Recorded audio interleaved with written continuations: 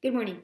Today we're going to be doing some art for math, and you're going to be needing some plain paper, your protractor, a ruler, a dark marker or Sharpie, and some like markers, colors, or crayons.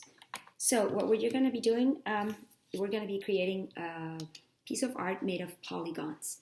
And so you can choose to either do your first initial or your mom's first initial, because if you choose to, you can use this as a Mother's Day card for your mom. Okay, so what you're going to be doing is creating, and I'm going to just lower this and hopefully you guys can see well. I'm going to create my first initial, so that's P. And remember, it's a polygon, so a polygon it's a figure that is closed and only has straight lines. So because it only has straight lines, that is why I'm using a ruler. Usually a P would have a rounded curvy line, right? For the up here. This is turning a little bit not the way I want it, but there we go. Oops.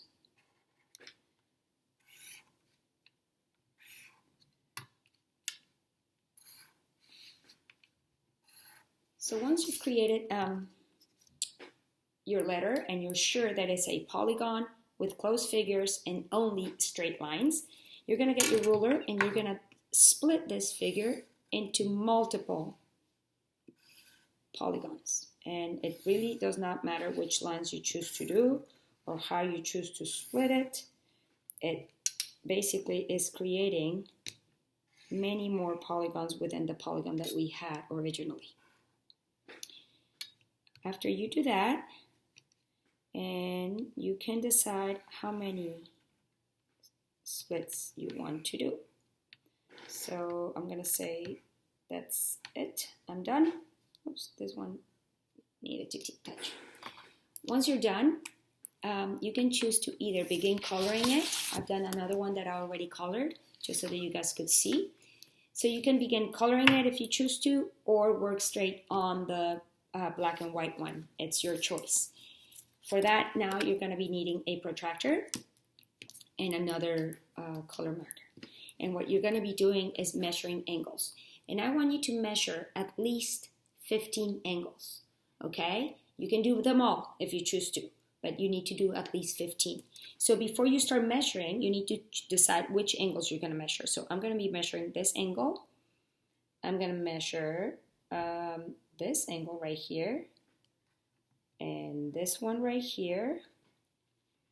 I'm going to measure this angle right here, which already just by the size of that circle, I know it's an obtuse angle. This one right here, I know it's an acute angle.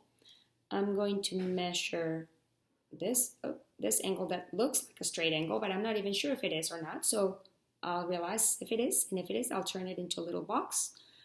I'm going to measure this one right here. This one, and maybe this one for now. Okay, but again, you guys need to do 15 of them. Once you have realized which 15 you're going to be doing, I need you to get your protractor and remember what we talked about, how you place it. The hole is going to go in the vertex, and this line is going to lay right on top of one of the bottom ray. So since I'm measuring this angle, I'm putting that on the vertex and the line right on top of the bottom ray. And now that I have that, I know it's pointing this way. So I'm going to use 0, 10, 20, 30, 40, 50, 60, 70, 80, 90, 100, 110, 120, 130. And this is the line I'm measuring, right? So 145, 46. So this angle is 146. And I'm going to label it. And remember, you always put a little like circle that means degrees. And that was supposed to be open. I just kind of... Now I'm going to measure this bottom one. There it is on the vertex. And this line is going to be on the bottom ray. There you go. Perfect. So now, since this is my bottom ray, and this is where I'm going to be measuring, I know I'm going to use the outer arc. 10, 20, 30, 40, 50, 60, 70, 80... See, I thought it was 90 degrees, but it really isn't. It's actually 89 degrees. It's close to, oops, 89 degrees. Now I said I was going to measure this one, so I'm going to put it right on the vertex again, and this becomes my bottom ray, and this, oh, so that's 10, 20, 30, 40, 50, 60, and this is my other ray, but I don't know where it ends, and I don't want to extend it the way I had been extending them before, so I'm going to use a ruler to extend it because I don't want to draw on my picture. So there we go. It's 78, it's 80 degrees.